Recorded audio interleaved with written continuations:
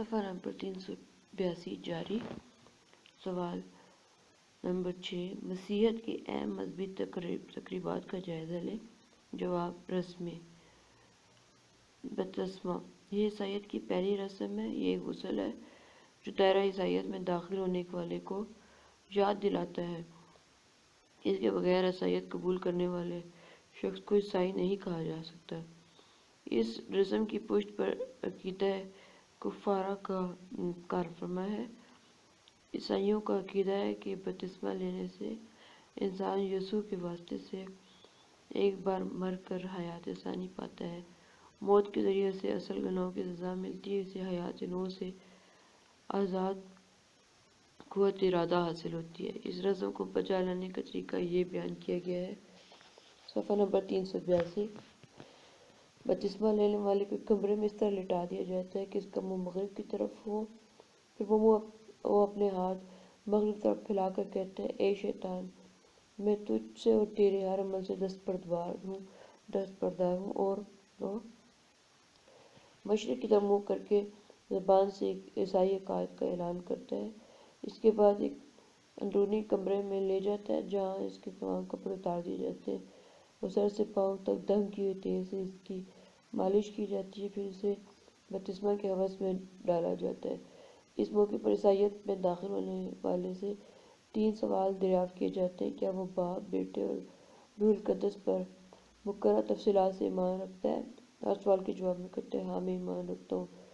پھر اسے حوض سے باہر نکال دیا جاتا ہے، اس کی پیشانی، ناک، کان، سینے پر دم کی ہوئی تیل سے دوبارہ مالش کی جاتی ہے، پھر اس کو سفید کپڑے پہنا دیے جاتے ہیں جو اس بات کی علامت ہے کہ بپتسمہ لینے والا تمام گناہوں کی علائشوں سے پاک ہو گیا۔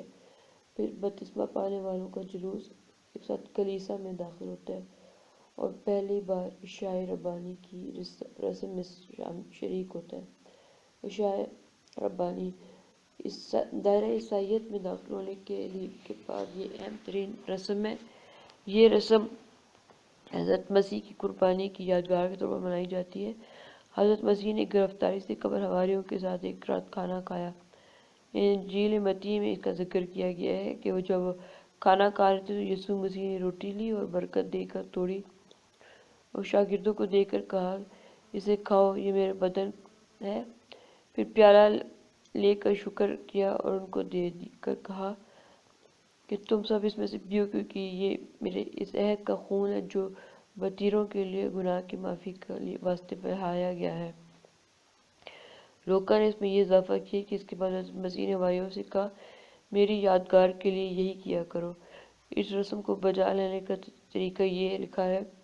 اتوار کو گرجا گھر میں دعاؤں کے وغیرہ کے بعد حاضرین ایک دوسرے کا بوسہ لے کر انہیں مبارکباد دیتے ہیں، پھر روٹی اور شراب لائی جاتی ہے۔ پادری باپ، بیٹے اور روح القدس سے دعا کرتا ہے اور سب لوگ آمین کہتے ہیں۔ پھر یہ شراب روٹی سب میں تقسیم کر دی جاتی ہے اور اسے کھا پی کر مسیح کے کفارے کا عقیدہ تازہ کریں۔ یہ روٹی مسیح کے بدن میں اور شراب اس کے خون میں تبدیل ہو جاتی ہے۔ تہوار اتوار کا دن عیسائی اتوار کو مقدس جانتے ہیں۔ اس دن گرجا گھر میں بطور جمع ہوتے ہیں۔ دراصل یہ دن یونانی مشرکوں کے ہاں سورج دیوتا کی پوجا کے لیے مقرر تھا، جیسا کہ نام سے ظاہر ہے سنڈے۔ ہندوؤں میں بھی اتوار سورج دیوتا کا دن تھا۔ بہر صورت مشرکوں کو خوش رکھنے کی خاطر یہ دن مقرر کیا گیا ہے۔ کرسمس 25 دسمبر کو منایا جاتا ہے۔ عیسائی اس تاریخ کو حضرت عیسیٰ کی پیدائش کا تاریخ کہتے ہیں۔ صفحہ نمبر 384 لیکن حضرت عیسیٰ سے پہلے متعدد مر کر زندہ ہونے والے دیوتاؤں کی ولادت بھی اس تاریخ کو ظاہر کی جاتی ہے۔ الغرض عیسائی راہبوں نے عیسائیت کو دوسری قوموں میں مقبول بنانے کے لیے ان نظریات کو اپنے مذہب میں داخل کر لیا۔ ایسٹر کا تہوار بیان کیا جاتا ہے کہ حضرت عیسیٰ مرنے کے تیسرے دن 21 مارچ بروز اتوار زندہ کیے گئے۔ احیائے ثانیہ کی خوشی میں عیسائی 21 مارچ کے بعد پہلے اتوار کو ایسٹر مناتے ہیں۔ اس کو ایرانیوں نے نوروز کہہ کے منایا، ہندوؤں نے اسے بسنت کا دن ٹھہرایا۔ اس طرح مصر اور آئرلینڈ کے لوگ ایسٹر کے بہار کی دیوی آسٹر کی پوجا پرستش کے لیے مخصوص کرتے ہیں، اور یہ وہی دیوی سامی اقوام میں ایشین یا استارتا کہلاتی تھی۔ ایسٹر کی اصل تقریبات دراصل بہار کی دیوی کی تقریبات ہیں۔ سوال نمبر 7، یہودی تحریکوں فری میسن صہیونیت اور روٹری کلب پر نوٹ لکھیں۔ فری میسن تحریک کی جدید تنظیم برطانیہ 1717 میں عمل میں آئی اور اسے فری میسن کا آزاد معمار کا نام دیا گیا۔ اس کا پرانا نام خفیہ قوت تھا۔ اس کے بعد 1752 تک ساری دنیا میں اس کے دفاتر قائم کیے گئے، جن میں پیرس، جبل الطارق، Germany, Portugal, Holland, Switzerland, Denmark, Italy, Belgium, روس، سویڈن اور ہندوستان کے دفاتر مرکزی اہمیت کے حامل تھے۔ پاکستان میں بھی اس کے مراکز قائم کیے گئے۔ امریکہ میں باقاعدہ فری میسن انجمنوں کی ابتدا 1733 میں بوسٹن میں ہوئی اور ایسی تیزی سے ترقی کی کہ 1707 میں امریکہ کو اس کے مرکزی دفاتر کی تعداد 50 سے زیادہ تھی، جن کے تحت ہزاروں مقامی مجالس سرگرم عمل تھیں اور ان کے امریکی ممبروں کی تعداد 10 لاکھ سے زائد تھی۔ اس طرح برطانیہ کو مرکزی قبلہ قرار دیتے ہوئے کینیڈا، آسٹریلیا، مصر اور مشرقی وسطی میں بھی یہ جال پوری طرح پھیلا دیا گیا۔ یہ خفیہ تحریک ہے جس کے ظاہری مقاصد انتہائی سادہ اور خوبصورت، لیکن حقیقی اہداف انتہائی کبیر اور گہرانے ہیں۔ اس کی حقیقت معلوم کرنے کے لیے خود ایک یہودی رابع کا ایک قول کافی ہوگا۔ یہ ایک یہودی ادارہ ہے اور تحریک ہے جس کی تاریخ، درجہ بندیاں، تعلیمات، خفیہ اشارے، رموز اور ان کی تشریحات شروع سے آخر تک یہودیت کا حصہ ہیں۔ فری میسن کا نعرہ ہے حریت، اخوت اور مساوات۔ اس نعرے سے یہود نے کافی فائدہ اٹھایا اور یورپ کے اندر خود کو عیسائی حکومت کے مظالم سے بچانے اور اپنے لیے شہری حکومت میں مناصب حاصل کرنے کے لیے اس نعرے کی خوب تشہیر کی گئی اور یہ نعرہ یورپ کے کئی ممالک میں انقلاب کا باعث بنا۔ تحریک کی رکنیت: فری میسن تحریک کی ممبرشپ ہر شخص کو حاصل نہیں کر سکتا۔ ہر قوم، ملک کے معروف اور ممتاز افراد کو اس کا ممبر بننے کی اجازت دی جا سکتی ہے، اور جو شخص اس کی رکنیت حاصل کرنا چاہے اس کے لیے ضروری ہے کہ وہ تعلیم یافتہ، صاحب روزگار، مہذب، شریف النسب اور اچھے عہدے کا مالک ہو۔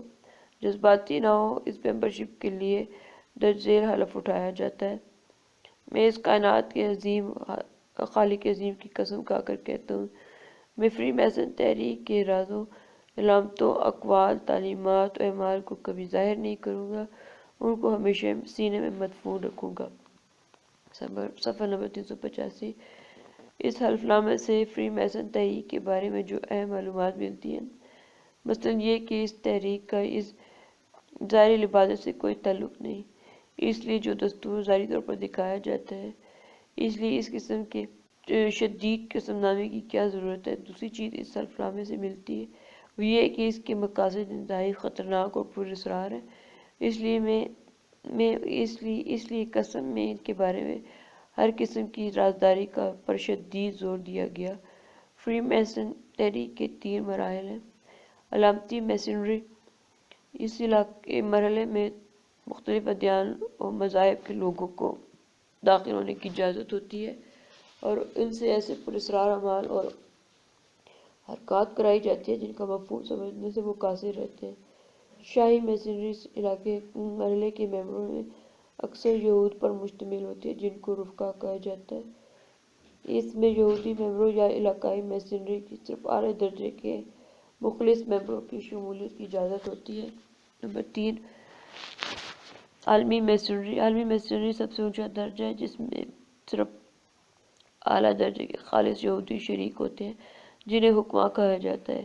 اس درجے کے رئیس سربراہ کو رئیس الاعظم کہا جاتا ہے، جو تمام فری میسن انجمنوں کا منبع مصدر ہوتا ہے۔ تاہم اس درجے کے مرکزی عمل یا عہدیداروں کو عام عہدیداروں سے پوشیدہ رکھا جاتا ہے۔ فری میسن تحریک کے اغراض و مقاصد: محققین کے نزدیک یہ بات پایہ ثبوت کو پہنچ چکی ہے کہ فری میسن کی انجمنیں اور محفلیں یہودیوں کے جاسوسی اڈے ہیں جن کے ذریعے وہ ہر ملک کے اندرونی حالات سے واقفیت حاصل کرتے ہیں۔ انہیں کے ذریعے پروپیگنڈا اور افواہیں پھیلانے کا کام کیا جاتا ہے۔ فحاشی اور بے روی کو عام کرنے اور اختلافات پیدا کرنے کے لیے اپنے مراکز اور ان کے بھولے بھالے اراکین کو استعمال کیا جاتا ہے، جبکہ یہودی خود پردے کے پیچھے رہتے ہیں۔ 19ویں اور 20ویں صدی کے دوران یورپ کے حاکم خاندانوں کے اکثر افراد اس کے اشاروں پر گھومتے رہے، جن کی بدولت مذہبی اقدار کی رسوائی، فحاشی اور غیر اخلاقی اقدار کو فروغ حاصل ہوا۔ خاص طور پر گزشتہ 2 عالمی جنگوں کے دوران فری میسنری کا مذموم کردار منظر پر آیا، جو انسانیت کے لیے تباہی اور بربادی کا پیغام ثابت ہوا۔ یہ عجیب بات ہے کہ اسلامی دنیا اس زہریلی مان چالس کے خلاف بہت دیر سے بیدار ہوئی، اور سب سے پہلے حکومت مصر 1924 میں اس پر پابندی کا حکم صادر کیا۔ اس کے تمام اڈے اور ادارے ضبط کیے۔ اسلامی دنیا میں بعد میں فری میسن تحریک پر آہستہ آہستہ پابندی لگتی رہی، مگر گلگٹ نے اپنا رنگ بدلا اور آج کل اکثر ممالک میں روٹر کلب ناموں سے یہی تنظیم خلاف انسانیت کے عنوان سے سرگرم عمل ہے۔ روٹری کلب یہ تنظیم ان ممالک میں خاص طور پر قائم کی گئی جہاں فری میسنری پر پابندی عائد ہے۔ اس کے مراکز تمام اہم اور بڑے شہروں میں ہیں۔ اسے پوشیدہ رکھنے کی بجائے ظاہر رکھا جاتا ہے، اور اس کی غرض یہ بتائی جاتی ہے کہ اجتماعی اور اقتصادی موضوعات پر کانفرنس اور لیکچروں کے ذریعے مسائل کا حل تلاش کیا جائے اور مختلف قوم و ادیان کے درمیان قریبی رشتہ قائم کیا جائے۔ لیکن در حقیقت یہ فری میسن ہی کا ایک روپ ہے جس کے ذریعے کسی ملک کے سیاسی، علمی، اقتصادی اور اجتماعی احوال کی جاسوسی کی جاتی ہے، اور یہودی مقاصد کے لیے مفید ہو سکنے والوں کا کھوج لگا کر ان کو مزید حساس مراکز تک پہنچایا جاتا ہے۔ یہی وجہ ہے کہ مسیحی مذہبی رہنماؤں نے ٹیکسیسن سٹی سے 20 دسمبر 1950 کو ان کلبوں کے خطرناک عذاب کے باعث درج ذیل حکم جاری کیا۔ عقیدے کی دفاع کی خاطر دینی رہنماؤں کو یہ حکم دیا جاتا ہے کہ وہ روٹری کلب نامی اداروں سے دور رہیں اور ان کے اجتماعات میں شرکت نہ کریں۔ عام لوگوں کو بھی تنبیہ کی جاتی ہے۔ یہ حکم نمبر 684 کو مد نظر رکھتے ہوئے خفیہ اور مشتبہ تنظیموں سے ہوشیار رہیں۔ سوال نمبر 8، یہودیوں کی مذہبی اور قومی تقریبات اور رسوم کا جائزہ لیں۔ جواب کے لیے پرچہ 2013 دیکھیں۔ سوال نمبر 9، حضرت موسیٰ کے حالات زندگی اور معجزات کا جائزہ قلمبند کریں۔ جواب کے لیے پرچہ 2011 دیکھیں۔ سوال 10، انجیل برنباس کے بارے میں مفصل مضمون لکھیں۔ جواب کے لیے پرچہ 2012 دیکھیں۔ پرچہ 2015 اولڈ حصہ اول۔ سوال، دین اسلام کی امتیازی خصوصیات مفصل اور مدلل بیان کریں۔ جواب، تکمیل شریعت۔ اسلام سے پہلے جتنے مذہب آئے وہ عالمگیر حیثیت نہیں رکھتے تھے، وہ سب قومی اور ضروریات کے مطابق تھے۔ اگر مذاہب عالم کی کتب کا مطالعہ کیا جائے تو یہ بات واضح ہو جائے کہ کسی کتاب نے بھی عالمگیر ہونے کا دعویٰ نہیں کیا۔ ویدوں کو لیجیے، نہ تو خود وید نے عالمگیر ہونے کا دعویٰ کیا اور نہ کسی وید بھاسکر نے وید کی تعلیم کو عالمگیر قرار دیا ہے۔ وید کی تعلیم صرف ایک قوم کے لیے تھی۔ اس طرح حضرت عیسیٰ نے صرف بنی اسرائیل کی گمشدہ بھیڑوں نے کہا، میں صرف بنی اسرائیل کی گمشدہ بھیڑوں کے لیے آیا ہوں، بس میں بچوں کی روٹی کتوں کے آگے نہیں ڈال سکتا۔ قرآن مجید سے قبل دنیا کے ممالک ایک دوسرے سے الگ تھلگ تھے، قومیں ایک دوسرے سے بالکل بے خبر تھیں۔ انسان کا ذہن عالمگیر شریعت کو اٹھانے کے قابل نہ تھا۔ اس وجہ سے اللہ تعالیٰ ضرورت کے مطابق مختلف وقتوں میں یہ پیغام بھیجتا رہا۔ جب شریعت کے مکمل کی ضرورت پڑی تو اس مقصد کو پورا کرنے کے لیے رسول کریم کو اسلام کی تعلیم دے کر بھیجا۔ صفحہ نمبر 387، مذہبی اختلافات کا فیصلہ۔ اسلام سے پہلے تمام مذاہب اختلافات اور تنازعات کا شکار بن چکے تھے۔ اللہ تعالیٰ نے ان تمام اختلافات کا فیصلہ کرنے کے لیے رسول کریم پر اسلام کی تعلیم کو نازل فرمایا۔ قرآن مجید میں آتا ہے اور ہم نے تجھ پر قرآن صرف اس لیے نازل کی کہ تو ان کے لیے وہ باتیں کھول کر بیان کرے جن پر وہ اختلاف کرتے ہیں، ان لوگوں کی ہدایت اور رحمت ہے جو ایمان لائے ہیں۔ یہودیت اور عیسائیت کا مطالعہ کی جائے تو وہاں پر بھی اختلافات نظر آتے ہیں۔ قرآن مجید میں ان اختلافات کی وضاحت کی گئی ہے۔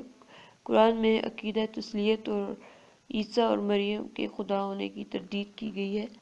عقیدہ کفارہ کی تردید کی گئی ہے۔ قرآن مجید میں ہندو مذہب کے مشرکانہ عقائد کی جگہ پرزور اور الفاظ میں تردید کی گئی ہے اور عقیدہ تناسخ کا رد کیا گیا ہے۔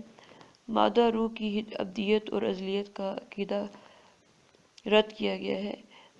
کتب سابقہ کی اصلاح، لوگوں نے سابقہ کتب سماوی میں بعض ایسی غلط باتیں شامل کی گئی تھی جو مذہب کے روح کے سراسر منافی تھی۔ قرآن مجید نے ان غلطیوں کی اصلاح کی۔ مثلاً بائبل میں لکھا ہے کہ حضرت ابراہیم نے 3 جھوٹ بولے تھے، حضرت لوط نے اپنی بیٹیوں سے فعل تنشیع کیا، حضرت ہاروت نے بچڑے کا ایک بت بنایا، حضرت داؤد نے اوریا کی بیوی سے زنا کیا، حضرت سلیمان نے اپنی بیوی کو خوش کرنے کے لیے بتوں کی پوجا کی۔ قرآن مجید میں فرداً تمام انبیاء کا ذکر انتہائی تعریفی انداز میں کیا گیا ہے۔ انبیاء علیہ السلام وہی کرتے، وہی کہتے جو اللہ کی طرف سے وحی ہو۔ ان کی زندگی وحی الہی کے مطابق گزرتی تھی۔ نبی معصوم ہوتے ہیں۔ سابقہ کتب سماوی کے برحق ہونے کی تصدیق، اسلام نے نہ صرف پہلی وحیوں کو برحق قرار دیا بلکہ ان پر ایمان لانا ضروری قرار دیا، اور کوئی شخص دار اسلام میں داخل نہیں ہو سکتا جب تک وہ پہلی کتب پر ایمان نہ لائے۔ قرآن مجید میں آتا ہے، پس اس پر ایمان لاؤ جو میں نے اتارا، اس کی تصدیق کرتا ہے اور جو تمہارے پاس ہے، اور تم اس سے پہلے منکر نہ بنو۔ سورہ بقرہ۔ دوسری جگہ آتا ہے، اور ہم نے تیری طرف کتاب حق کے ساتھ اتاری اور جو اس سے پہلی کتب کی تصدیق کرتی ہے اور ان پر محافظ ہے، اور ان کے درمیان ان کے مطابق فیصلہ کرو جو اللہ نے اتارا ہے۔ سورہ مائدہ۔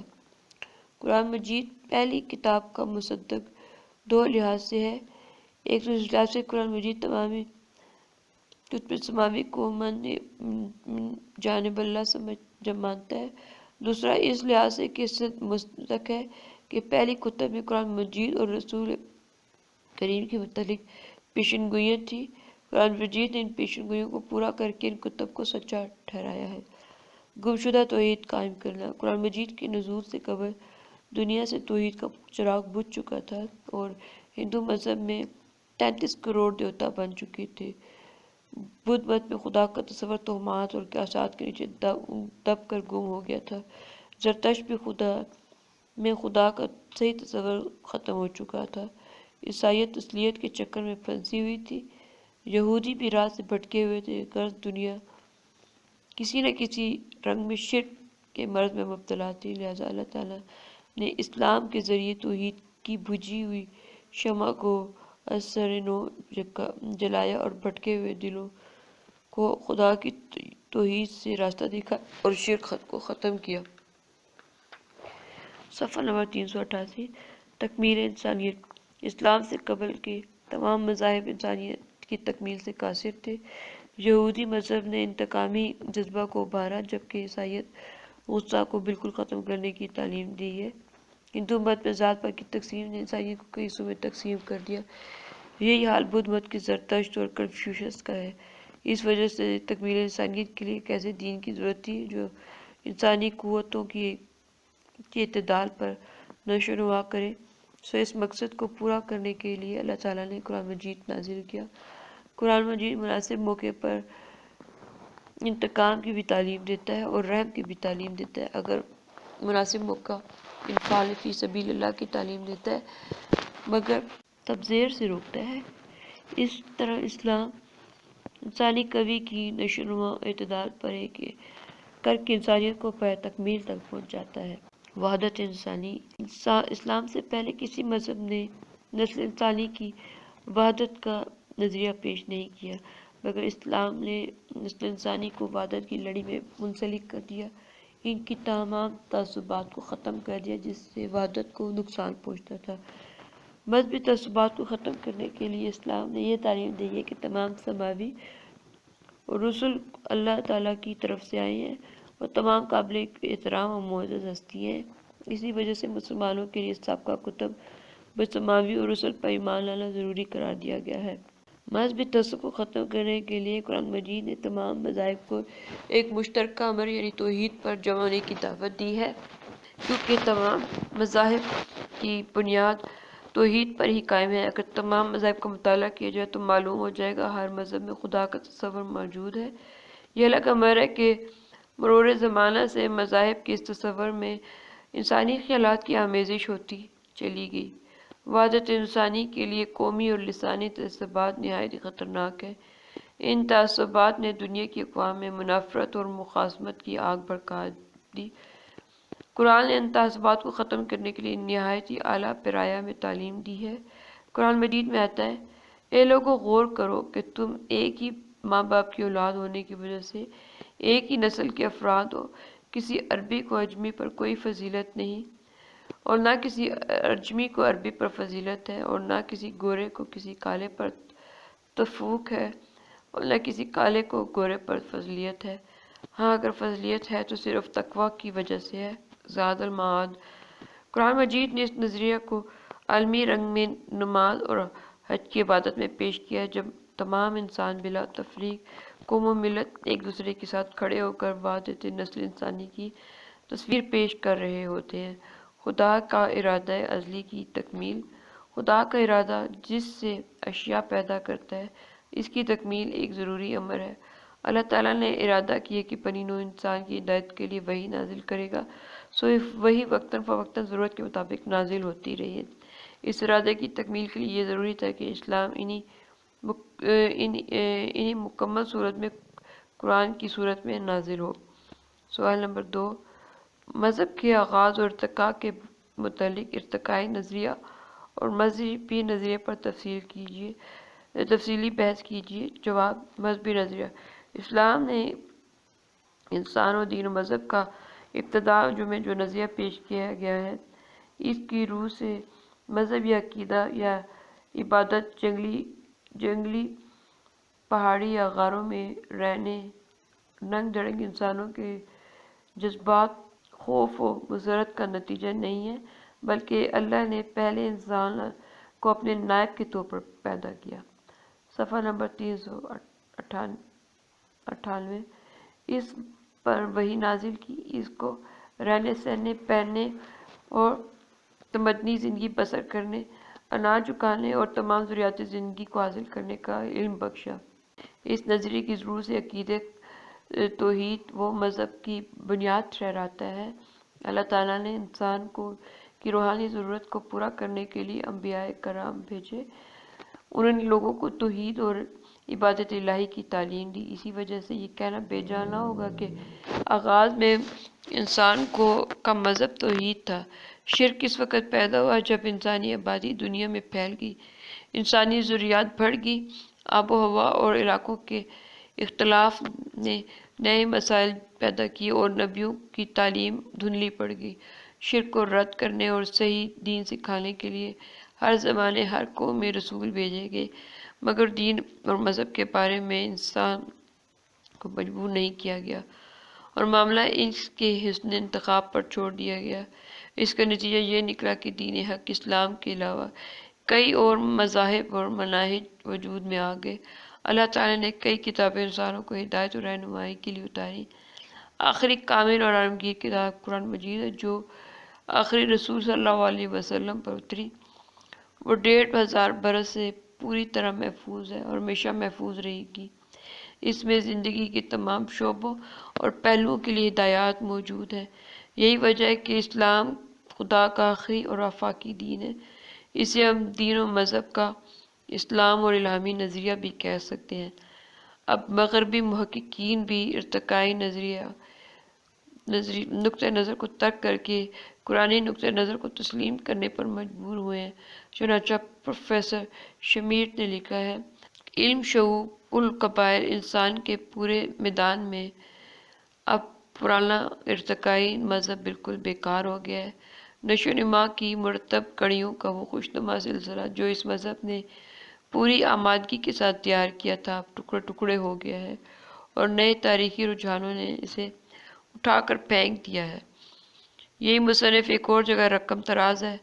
اب یہ بات واضح ہو چکی ہے کہ انسان کے ابتدائی تصور کی اعلیٰ ترین ہستی فی الحقیقت توحیدی اعتقاد خدائے واحد تھا، اور انسان کا دینی عقیدہ جو اس کے ظہور پذیر ہوا وہ پوری طرح ایک توحیدی دین تھا۔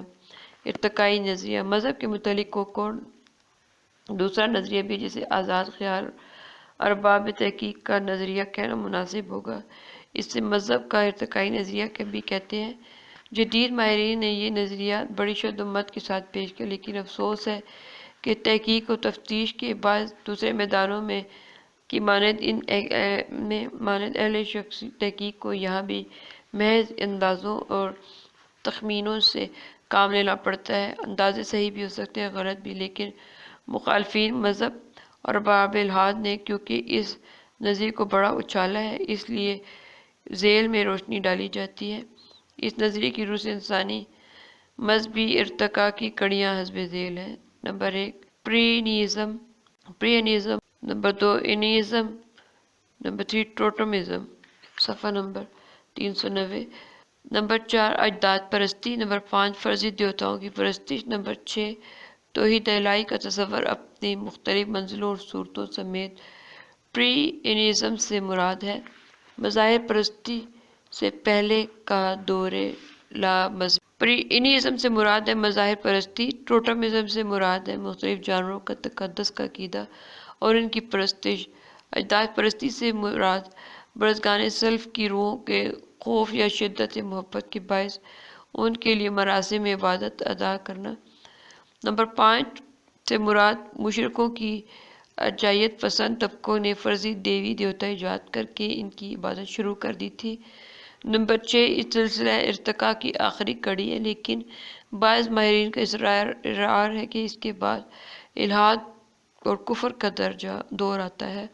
تفصیلی وضاحت اس نظریے کی روح سے ابتدائی انسان کو مذہب اور مراسم عبادت سے کوئی واسطہ نہ تھا۔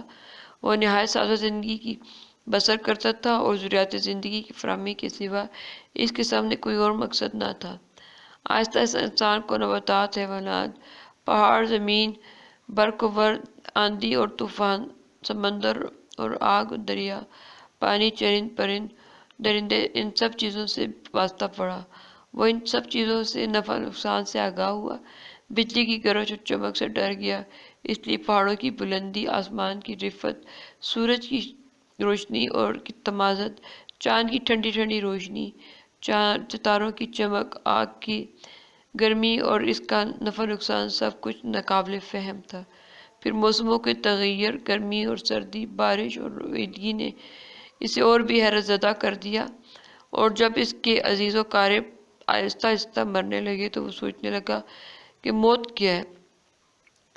جب وہ یہ سب کچھ نہ سمجھ سکا تو اس نے سوچا مرنے والوں کے موت کے بعد کسی اور جہاں میں تزئین اور آرائش کی ضرورت ہوتی ہوگی۔ یہ سمجھ کر اس نے مردے کے ساتھ اس کی زندگی کی ضروریات کو بھی دفن کرنا شروع کر دیا، اور انسان نے بزرگوں، بادشاہوں اور سرداروں کے لیے رسوم، عبادات اور انہیں خوش رکھنے کے لیے خود ساختہ مراسم کی پابندی شروع کر دی۔ یہاں پہنچ کر انسان نے سوچنا شروع کر دیا کہ روح صرف بزرگوں کا ہی نہیں بلکہ تمام مظاہر فطرت میں کسی نہ کسی درجے میں موجود ہے۔ اس کا نتیجہ یہ نکلا کہ انسان نے سب سے پہلے مادر زمین کی پرستی شروع کر دی، کیونکہ وہ ہمارے لیے ہر قسم کی سبزی، پھل، پھول کا انتظام کر کے ہماری زندگی کی قیام کا باعث ہے۔ اس کے بعد مادر زندگی کے مقابلے میں آسمانی باپ کا تصور ابھرا، پھر سورج، چاند کی پرستی شروع ہوگی۔ بیشتر اقوام میں سورج کا شمار ان معبودان اعلیٰ میں ہوتا ہے، چنانچہ مصر کا دیوتا اور سبزادر ہواز، بابر کا شمس اور اشوریوں کا اشور سب آفتاب ہی تھے۔ جاپان میں بادشاہ ممیکاڈو کو بھی سورج کا بونے اور کاٹنے کا زمانہ متعین کیا تو آفتاب پرستی کو عروج ہونے لگا۔ چاند کی پرستی سورج کے مقابلے میں کم ہوئی، ستاروں کی پرستش مختلف قوموں نے کی۔ بابل میں ستاروں کی پرستش زوروں پر رہی۔ ستارہ پرستی کا ایک فائدہ یہ ہوا کہ اس سے علم نجوم اور بعد میں علم فلکیات کی بنیاد پڑی۔ ہر ستارہ ایک دیوتا تھا، اس میں روح کا تسلیم کیا جاتا تھا۔ سب سے زیادہ اہمیت کتب ستارے کو حاصل تھی۔ بعض